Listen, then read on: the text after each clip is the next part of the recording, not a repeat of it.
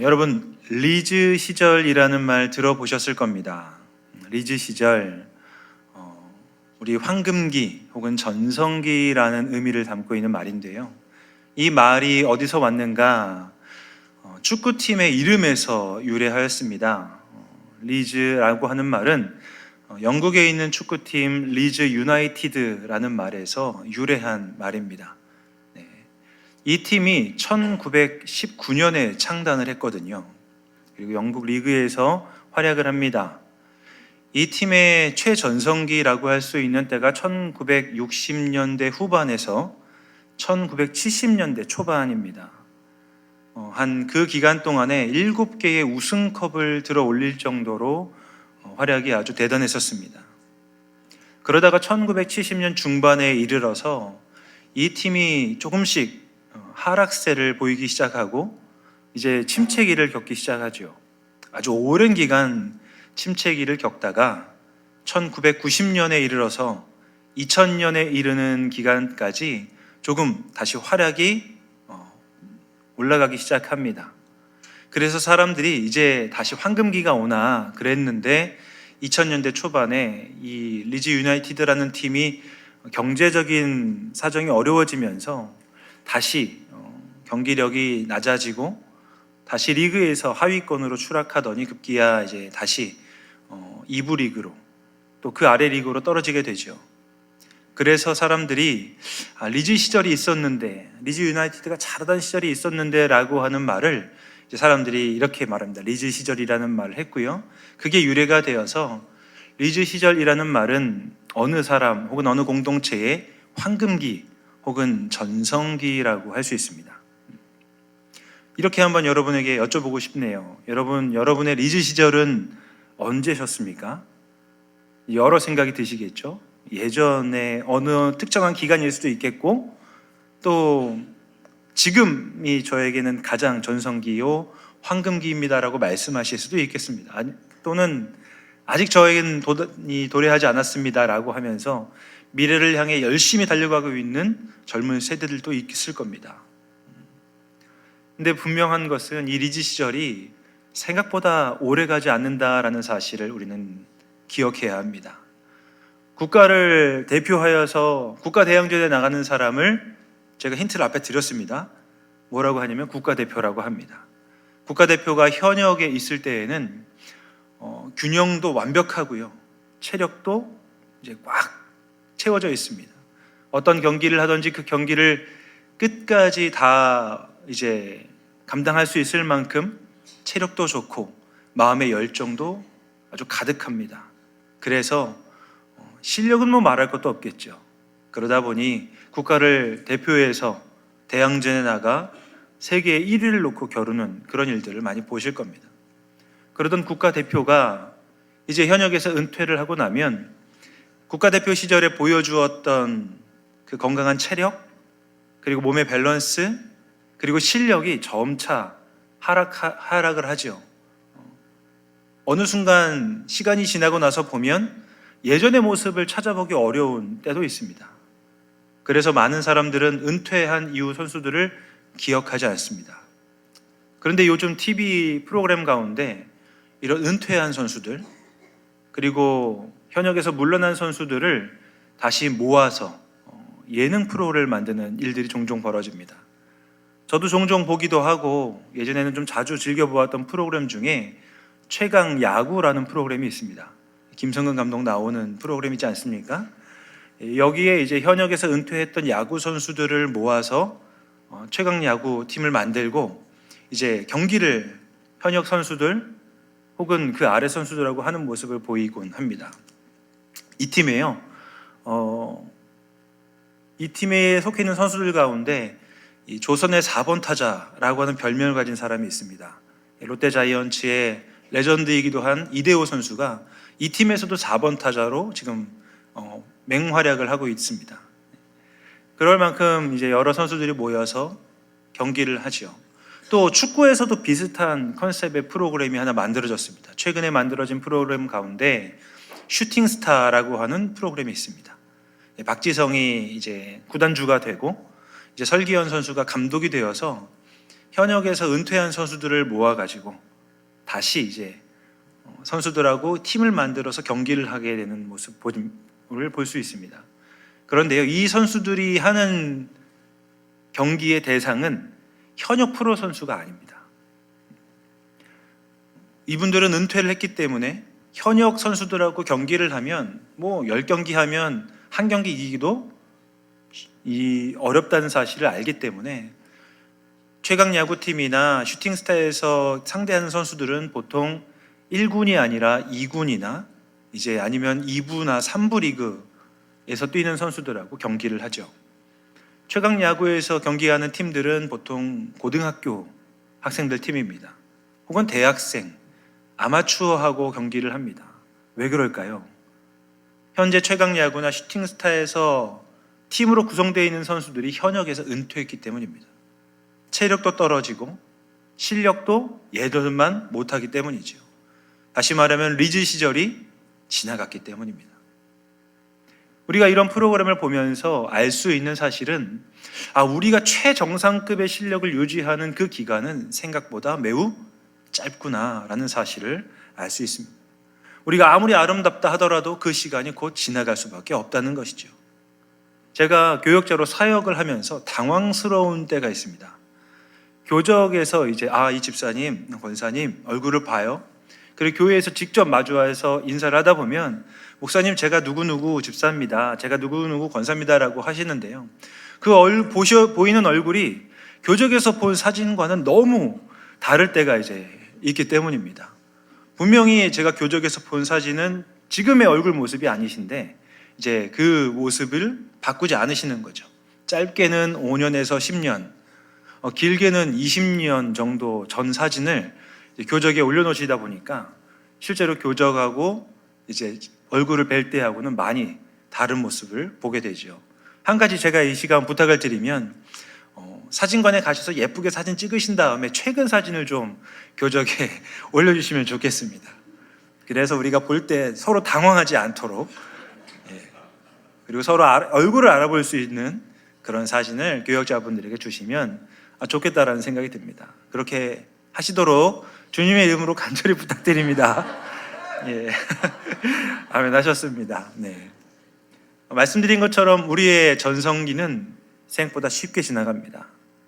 신앙적인 부분에서도 그렇다라고 생각이 듭니다.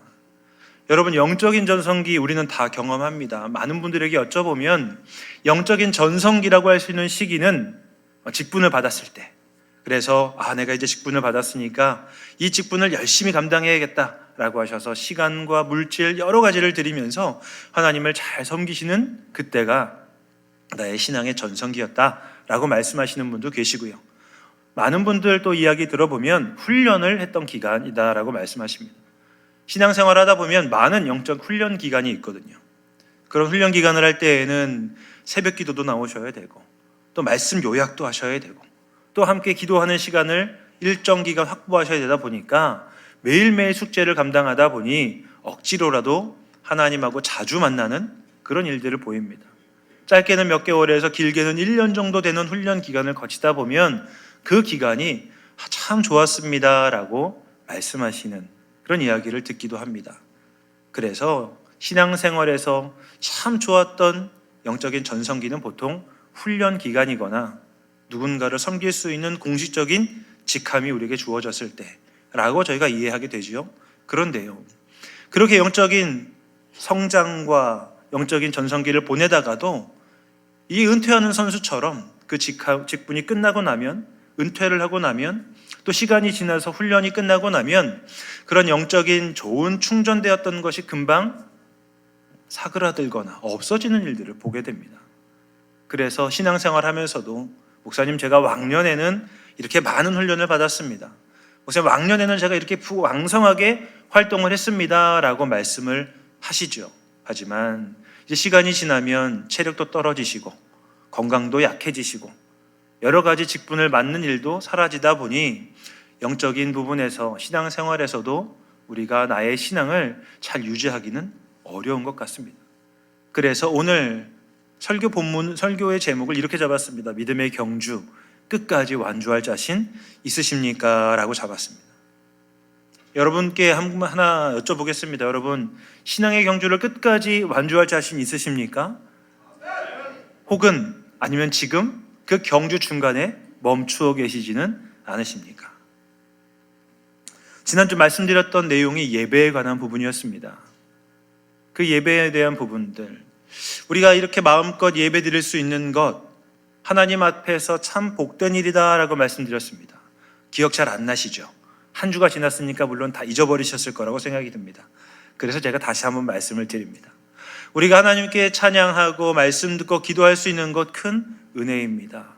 이렇게 은혜 받는 사람들을 예배자라고 했고요, 예배자가 하나님께 받는 복이 있다고 말씀드렸었습니다. 세상을 창조하신 하나님과 동행하고 하나님과 함께 살아가는 복을 우리가 누릴 수 있다 말씀드렸고요, 예배자는 힘든 세상을 견딜 수 있는 힘, 그 힘을 받을 수 있는 복이 있다라고 말씀드렸습니다. 또 예배자는 이 세상을 살아가면서 어렵고 허지러운 세상 가운데서 참 평안을 누리며 살아갈 수 있다고 말씀드렸었습니다. 그런데 실제로 우리가 그렇게 살고 있느냐? 쉽게 아멘이라고 대답하기가 어렵지요. 왜냐하면 제가 말씀드렸던 예배가 공적 예배를 포함한 다른 한 예배를 더 포함하고 있기 때문입니다. 지난주에 우리가 다루었던 예배의 내용은 보통 공적인 예배였습니다. 우리가 함께 예배를 드릴 때에 하나님의 은혜를 경험하고 하나님이 나에게 주시는 평안을 누릴 수 있습니다. 세상을 얻을 수 있는 힘을 받았다라고 생각할 수 있습니다. 그런데 우리의 삶으로 돌아가면 그곳에서 실제로 우리가 이 세상을 능히 이길 수 있는 힘과 평안을 누리며 살아가는가? 그렇지 않을 때가 많죠. 이유가 있습니다. 공적인 예배에 한계가 있기 때문입니다. 우리가 드리는 주일 예배, 수요 기도회, 금요 기도회, 열정이 있어서 새벽 기도회를 나오는 공적 예배를 다 참석한다 할지라도 그 공적 예배에는 한계가 있습니다. 그래서 지난주에 말씀드렸던 복을 안타깝게도 우리가 다 누리며 살지는 못할 때가 많습니다. 공적 예배가 가지고 있는 한계는 어떤 것일까요? 우리가 드리는 예배를 한번 생각해 보십시오.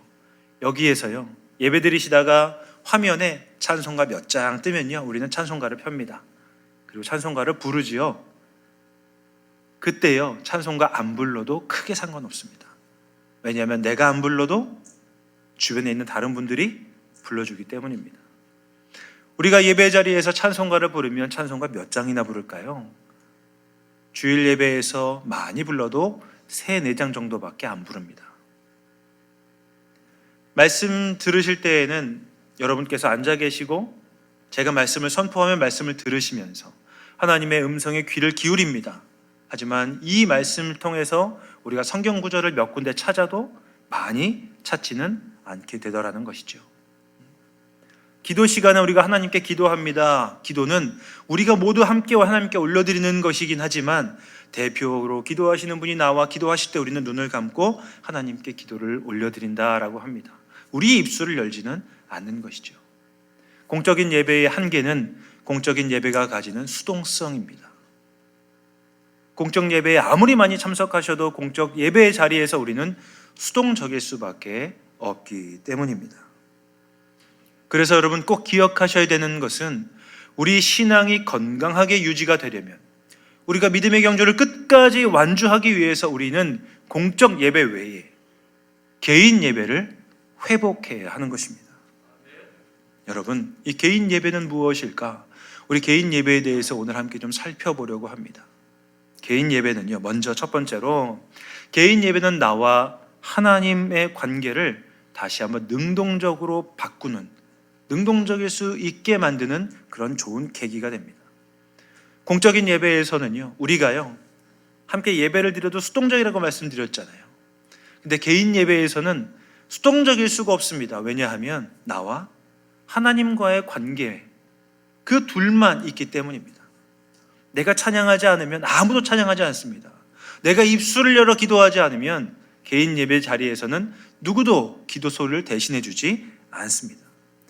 그래서 개인 예배 시간에 하나님과 내가 개인적으로 만나는 그 예배를 드리게 되면 우리는 능동적으로 적극적으로 하나님과의 관계를 확인할 수밖에 없게 되는 것입니다. 그런 면에서 내가 하나님과 어떤 관계를 맺고 있는가는 우리 신앙생활에 그대로 드러나게 되는 것이죠. 사도 요한은 두 사람을 아주 대조적으로 보여주면서 이 개인 예배가 신자의 인생에 어떤 영향을 주는지를 보여줍니다. 사도 요한이 쓴 편지 가운데 요한 1, 2, 3서가 있습니다. 그런데요, 이 요한 3서 1장 9절과 12절을 보면 두 사람이 나옵니다. 그 두 사람의 이름이 디오드레베 그리고 데메드리오인데요, 오늘 이 두 사람을 함께 잠시 살펴보고자 합니다. 요한 3서 1장 9절 말씀을 이 시간 함께 읽도록 하겠습니다. 함께 읽습니다. 내가 두어 자를 교제에 썼으나 그들 중에 으뜸되기를 좋아하는 디오드레베가 우리를 맞아들이지 아니하니. 아멘하기 어려운 내용이죠. 디오드레베는 교회 안에 있는 사람입니다. 하나님을 아는 사람이고요, 하나님을 섬기는 사람입니다. 그런데요, 이 사람에 대해서 요한은 이렇게 기록합니다. 이 사람이 으뜸되기를 좋아한다라고 말이죠. 그리고 우리를 맞이하지 않는다라고 말합니다.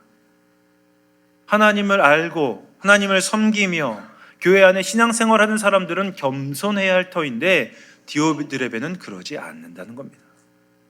으뜸되기를 좋아하고 자기가 드러나는 자리를 좋아한다라고 말합니다. 그리고 사람들을 섬기지 않고 이기적인 신앙생활을 한다라고 말합니다. 그럼 우리는 질문해 봐야 되겠죠. 이 사람이, 디오드레베가 왜 으뜸되기를 좋아할까요? 디오드레베가 왜 다른 사람들을 섬기거나 봉사하거나 그러지 아니할까요? 제일 쉬운 방법은요, 그냥 그 사람은 원래 그런 사람이야 라고 말하면 됩니다. 아주 쉽지 않습니까? 디오드레베는 원래 악한 사람이야. 디오드레베는 원래 그냥 하나님을 섬기지 않는 사람이야. 그 사람은 원래 으뜸되기를 좋아하는 사람이야 라고 말하면 아주 쉽습니다. 그런데 그렇게 말하면 요한을 통해서 디오드레베에 대한 말씀이 우리에게 들려진 것이 나하고는 아무 상관이 없습니다.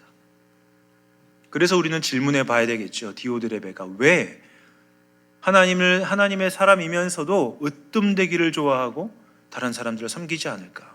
제가 내린 결론은 다음과 같습니다. 디오드레베는 개인 예배에 실패한 사람이기 때문입니다. 하나님과의 관계가 옅어지고 하나님을 만나는 일들이 없어지면, 하나님과 교제하는 시간과 자리가 없어지면 누구나 사람은 나의 본능대로 살게 됩니다. 어떤 사람이 으뜸되는 자리를 싫어하겠습니까? 아무도 모르는 자리에서 아무도 모르는 사람들을 아무도 모르는 곳이 있다고 한다면 거기서 내가 제일 높아지는 것 누구나 원하겠지요. 디오드레베는 그렇게 가고 있는 겁니다. 반면 요한 사도가 우리에게 보여주는 한 사람 또 있습니다. 데메드리오라는 사람인데요, 12절에 그에 대해서 이렇게 말합니다. 요한 3서 1장 12절 말씀을 함께 읽겠습니다. 데메드리오는 뭇 사람에게도 진리에게서도 증거를 받았음에 우리도 증언하노니 너는 우리의 증언이 참된 줄 아느니라. 데메드리오는 많은 사람들에게 칭찬을 받는 사람입니다. 하나님의 말씀에도 아주 적합하게 말하고 행동하는 삶을 살고 있습니다. 우리가 그걸 증언하고 있다고 말하지요. 그러면 우리 똑같이 질문해 봐야 됩니다. 데메드리오는 어떻게 많은 사람들에게 칭찬받는 삶을 살고 있을까? 하나님 말씀에 합당하게 살아가고 있을까? 아까 말씀드린 것처럼 쉬운 결론은요, 원래 데메드리오는 좋은 사람이니까. 데메드리오는 하나님 사랑하는 사람으로 열심히 살고 있으니까 라고 말하는 건 쉬운 결론입니다. 그런데요, 우리가 개인 예배 관점에서 데메드리오를 보면 데메드리오가 많은 사람에게 칭찬받는 이유는, 데메드리오가 진리의 말씀에 합당하게 살아가는 이유는 그가 개인 예배에 성공한 사람이기 때문인 것이죠. 이처럼 개인 예배를 통해서 하나님과의 관계가 회복되고, 개인 예배를 통하여서 하나님과의 관계와 신앙생활에서 능동적인 자세가 되면 그 개인 예배는 우리 삶의 모습에 그대로 보여지게 되는 것이죠. 개인 예배는 또한 어떤 특성을 가지고 있는가? 개인 예배는 두 번째로 우리가 예수님을 따라가게, 예수님처럼 살아가도록 우리에게 예수님을 자꾸 보여줍니다. 여러분, 개인 예배는 하나님과 나와의 만남이라고 했습니다. 개인 예배는 나와 하나님과 교제의 자리라고 말씀드립니다. 그러면 그 자리에서 하나님은 우리에게 자꾸만 예수님을 묵상하고 예수님을 생각하고 예수님에 대해서 알아가도록 우리에게 이끌어 주시는 것이죠. 그래서 우리는 개인 예배 자리에서 자꾸 예수님을 알게 됩니다. 예수님의 삶을 보게 됩니다. 대표적인 경우로 오늘 본문이 그 개인 예배의 내용이기도 한데요. 오늘 본문보다 조금 앞에 나가면 마가복음 1장 36절부터 39절에 예수님의 하루가 나옵니다. 예수님께서 어떻게 하루를 살아가셨는지 우리가 오늘 그 본문 말씀을 잠시 엿보도록 하겠습니다. 마가복음 1장 36절에서 39절 말씀을 통해 예수님이 어떻게 하루를 사셨는지 함께 살펴봅니다. 함께 읽습니다. 시몬과 및 그와 함께 있는 자들이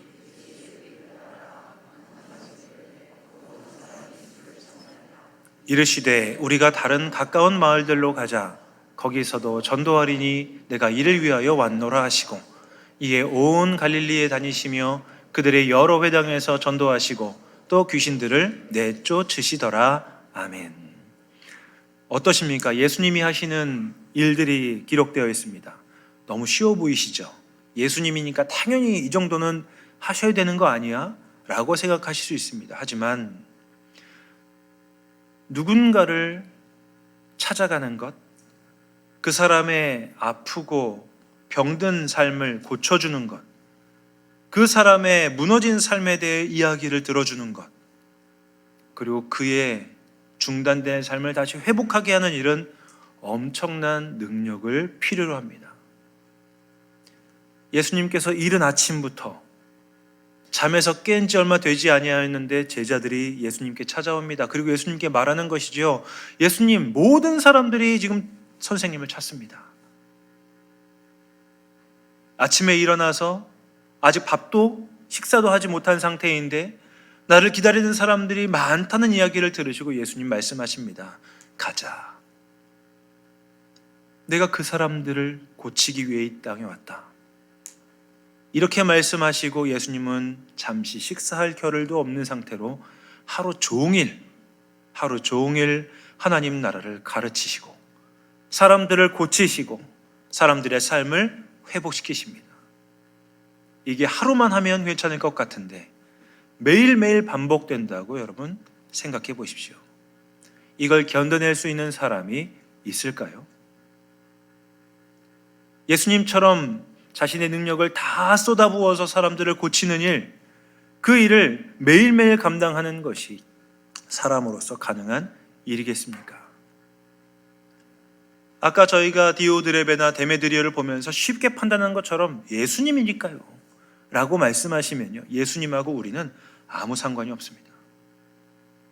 그런데 우리가 기억해야 하는 것은 예수님은 참 하나님이시기도 하지만 참 사람이시라는 겁니다. 예수님도 피로를 느끼십니다. 예수님도 아파하시고 슬퍼하십니다. 예수님도 하루 종일 일하시면 피곤하셔서 주무셔야 되는 분입니다. 그런데 이렇게 사람이 감당할 수 있는 일을 꾸준히 감당할 수밖에 없는 사명을 살아가신다면 예수님께서 이런 사명을 사셨던 모습을 우리에게 보여주는 이유는 무엇이겠습니까? 예수님이 예수님을 따르는 사람들에게 나를 따르라 말씀하시면서 삶의 모범이 되어주시기 때문이지요.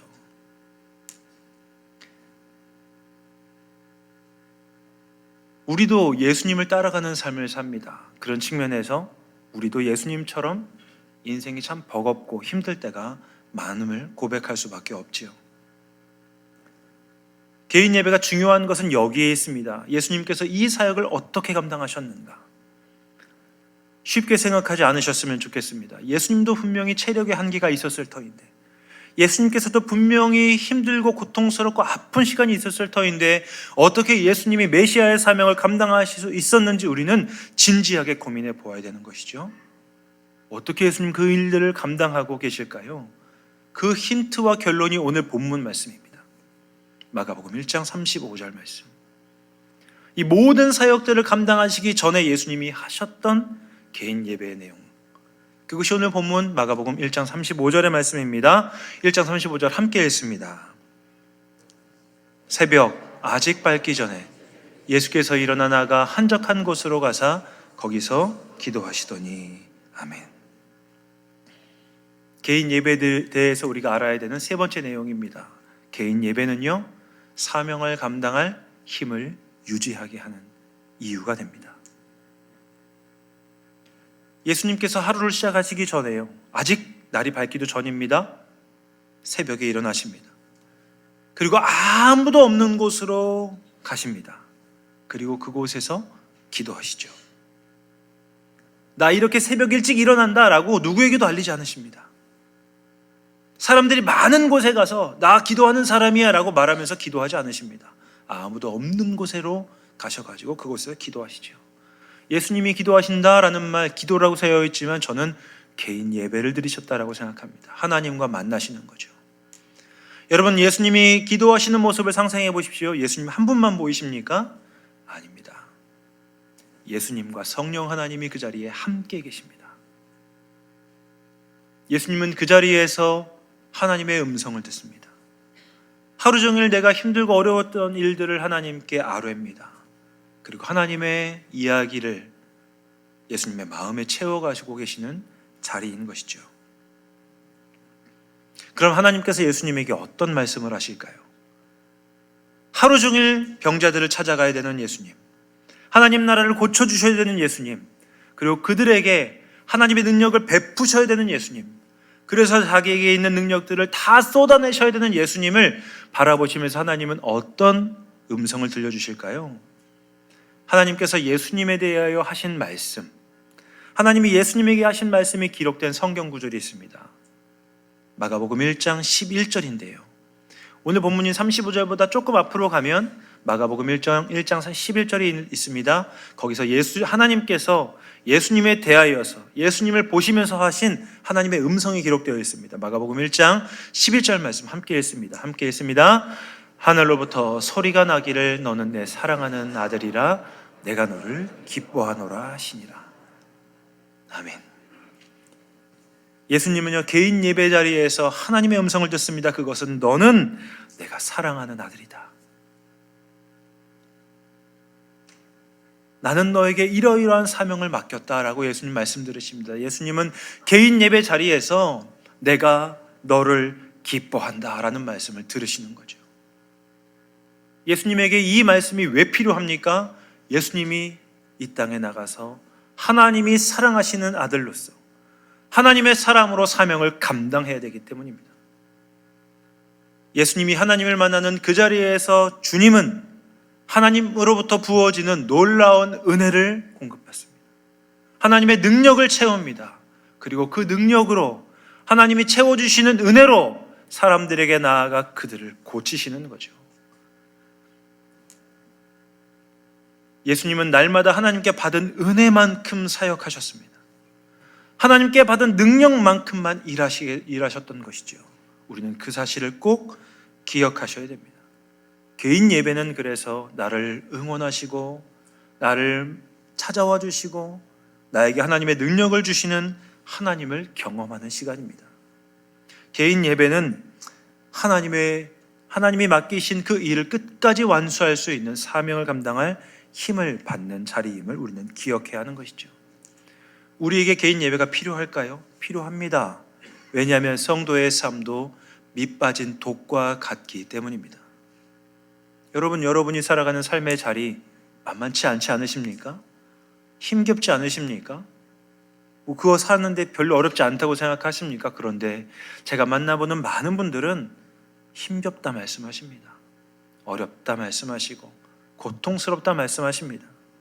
함께 만나서 신방을 하다 보면 신방하는 분들 가운데 이런 말씀까지 하시는 경우가 있었습니다. 목사님, 제가 지방으로 왔다 갔다 할 일이 많습니다. 그런데요, 삶이 얼마나 힘든지 고속도로에서 커브를 보면 커브에서 운전대를 놔버리고 싶을 때가 한두 번이 아닙니다 라는 말씀하시는 이야기도 많이 들었었습니다. 그만큼 이 땅을 살아간다는 것은 쉽지 않다는 말이겠죠. 여러분들 되게 지금 표정이 힘들어 보이십니다. 그래서 우리 한번 옆에 있는 분들 응원 한번 하면 좋겠다 생각이 드는데요, 이렇게 한번 위로하겠습니다. 한 주간 숨만 쉬어도 힘드셨지요 라고 말입니다. 네.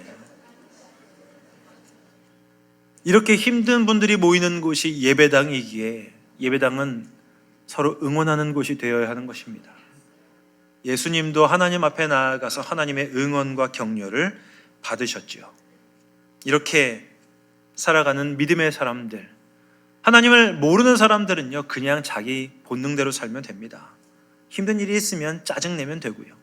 나를 어렵게 하는 사람이 있으면 미워하면 되는데, 하나님을 주님으로 고백하다 보니 우리는 나를 힘들게 하는 사람도 품어야 되고, 나를 아프게 하는 사람까지도 용납해야 되는 인생을 사니 얼마나 더 힘들겠습니까? 그래서 아까 말씀드린 것처럼 숨만 쉬어도 힘든 세상, 우리는 그보다 더 힘든 인생을 살고 있는 것이죠. 그럴 수밖에 없으니 우리에게도 개인 예배가 회복되어야 하는 것이죠.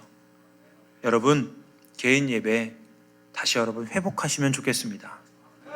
이렇게 말씀드리면 그래, 개인 예배 회복해야지 하고 돌아가실 텐데요, 들을 수 있는 분이 별로 없더라고요. 왜냐하면 어떻게 하는지 모르시기 때문입니다. 제가 그래서 오늘은 개인 예배를 드릴 수 있는 몇 가지 지침을 말씀드리려고 합니다. 가능하시면 적으시는 분들은 지금 적으시면 되거든요. 첫 번째로 개인 예배에 대해서 말씀드리면, 믿음의 경주 끝까지 완주하게 된 개인 예배는요, 먼저 개인 예배 시간을 정하시는 것에서 시작합니다. 여러분, 하나님과 만나는 시간, 하나님과 교제하는 시간 여러분 언제이십니까? 라고 물어볼 때 대답할 수 있으셔야 된다는 거죠. 저에게도 개인 예배 시간이 있습니다. 제가 새벽 기도에 나오기 위해서 4시 반 정도면 일어나거든요. 그리고 이제 씻고 새벽 기도에 나옵니다. 5시 반부터 새벽 기도회를 하고, 새벽 기도회가 마치는 시간부터 기도하기 시작합니다. 그리고 6시 20분, 25분이 되면 사무실로 올라갑니다. 6시 30분부터 7시 반까지가 제 개인 예배의 시간입니다. 제가 하나님을 만나고 하나님의 음성을 듣고 주님의 음성을 묵상하는 개인 예배 시간이 6시 30분에서 7시 반입니다. 여러분은 언제십니까? 장소도 있어야 된다고 말씀드렸죠. 예수님은 한적한 곳으로 가셨습니다. 아무에게도 방해받지 않는 자리, 하나님과 만나는 장소가 우리에게 있어야 되는 것이죠. 시간과 장소가 특정되지 않으면 하나님과 교제합니다, 걸어가면서 이렇게 추상적으로밖에 얘기할 수 없기에 제가 여러분에게 말씀드리는 것은 시간을 정하셔야 되고 장소를 정하셔야 되는 것이죠. 세 번째로는 여러분, 하나님 앞에 앉으셔야 됩니다. 하나님 앞에 앉아서 이제부터 주님과 교제하기 시작하는 것이죠. 하나님 앞에 앉아서 하는 것들은 제가 나중에 시간을 한 번 더 내서 구체적으로 말씀드리겠습니다.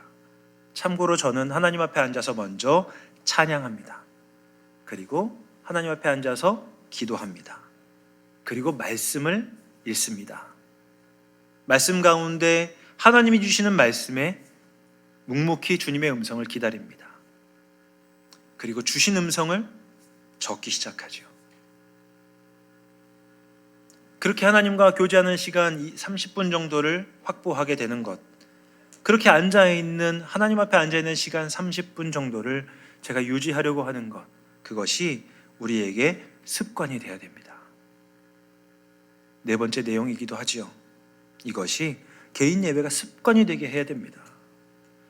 여러분, 개인 예배가 습관이 되려면 어느 정도 기간이 필요할까요? 잘 모르시겠죠? 그래서 저한테 늘 물어보십니다. 목사님, 어느 정도 해야 됩니까? 라고 물어보셔서 제가 대답할 걸 항상 준비해 놓고 있거든요. 30분씩, 하루에 30분씩 적어도 30년은 하셔야 됩니다 라고 말씀드립니다. 이런 반응이실 줄 알았습니다. 제가 본격적으로 개인 예배를 드리고 하나님 말씀을 묵상하고 그 말씀을 정리하기 시작한 지가 지금 6년 차입니다. 아직도 저는 개인 예배에 있어서는 초보라고 할 수 있겠죠. 그래서 개인 예배를 드리다 보니 하나님의 마음을 많이 알게 되고 하나님 마음을 많이 느끼게 되기 시작했습니다. 이런 개인 예배가 우리에게 습관이 되게 되면 날마다 하나님 앞에 앉는 시간들이 있기 때문에 내가 믿음의 경주를 끝까지 잘 달려가고 있는지 우리는 확인할 수 있게 되는 것이죠. 우리가 개인 예배를 드릴 때에야 우리는 믿음의 경주, 신앙생활을 잘하고 있는지 확인할 수 있는 것입니다. 이런 확인 없이 내가 신앙생활하고 있는지 우리가 어떻게 장담할 수 있겠습니까? 이런 일을 날마다 우리가 반복해 나아갈 때, 매일은 힘드니까 여러분께 제가 부탁드리는 것은 적어도 일주일에 3번 정도는 하나님과 만나는 개인 예배 시간을 드리시면 좋겠습니다. 예수님께서 이렇게 살아가는 사람들에 대해서 포도나무에 붙어있는 가지처럼 말씀하시면서 요한복음 5장 15절 말씀에 요한복음 15장 5절 말씀에 이렇게 예수님 말씀하십니다. 함께 읽습니다. 나는 포도나무요 너희는 가지라. 그가 내 안에 내가 그 안에 거하면 사람이 열매를 많이 맺나니 나를 떠나서는 너희가 아무것도 할 수 없음이라. 아멘. 신자의 신자됨은 내가 성도답게 살겠다는 결단에 있지 않습니다. 우리가 이 땅에 하나님과 동행하면서 세상을 밝히는 진리의 빛된 존재로 살기 위해서는 우리가 하나님과 연결되어 있어야 되는 것이죠. 내가 하나님과 연결되어 있고 하나님과 친밀한 관계를 맺고 있다면 하나님의 은혜가 우리에게 흘러들어옵니다. 하나님의 능력이 흘러들어옵니다. 그 은혜와 능력으로 우리는 삶의 자리에서 천국을, 하나님 나라를 이루어 가게 되는 것입니다. 내가 이루는 것 아니라 하나님과의 만남의 자리에서 경험하는 하나님의 은혜와 능력으로 우리 삶의 자리가 하나님 나라로 바뀌어가는 것이죠. 이 사실을 꼭 기억하시면 좋겠습니다. 말씀을 마칩니다. 여러분, 개인 예배를 회복하십시오. 하나님과 만나는 시간들을 꼭 확보하십시오. 그래서 하나님의 은혜를 경험하시고 하나님의 능력을 받으시고 그 은혜와 능력으로 우리의 가정과 우리의 삶의 자리에 하나님 나라를 다시 한번 구현하는 놀라운 기적을 체험하시기 바랍니다. 우리가 하는 것 아닙니다. 우리와 동행하시는 하나님이 하실 것을 믿으시기 바랍니다. 하나님과 동행함으로 말미암아 그래서 개인 예배를 회복하고 하나님과 만나는 자리에서 하나님의 능력을 받음으로 인하여 우리의 삶의 자리에 하나님 나라를 이루어가는 모든 우이동교회 교분들 되시기를 주님의 이름으로 간절히 기원드립니다.